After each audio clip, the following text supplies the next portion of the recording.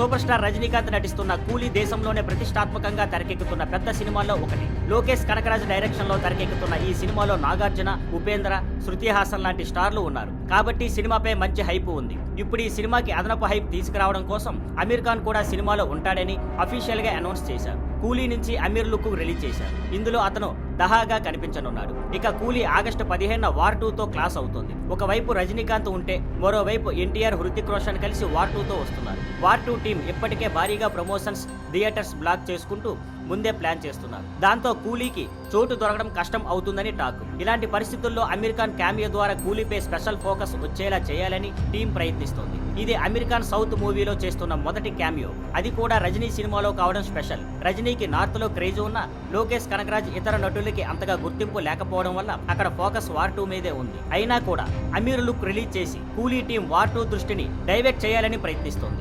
ఈ క్యామియో కేవలం 2 నిమిషాల గెస్ట్ అపీరియన్స్ కాకుండా స్టోరీలో భాగంగా ఉంటుందని చూపించడానికి ప్రయత్నిస్తున్నారు. ప్రమోషన్స్ లో కూడా అమీర్ ను పాల్గొనిస్తే ఆటోమేటిక్ గా ఫోకస్ కూలీ మీదకు వస్తుంది. అందుకే సన్ పిక్చర్స్ ఇప్పుడు స్మార్ట్ గా ప్లాన్ చేసి వార్ 2కి మొత్తం హైప్ పోకుండా కూలీపై దృష్టి తేవాల్సిన సమయం ఇది.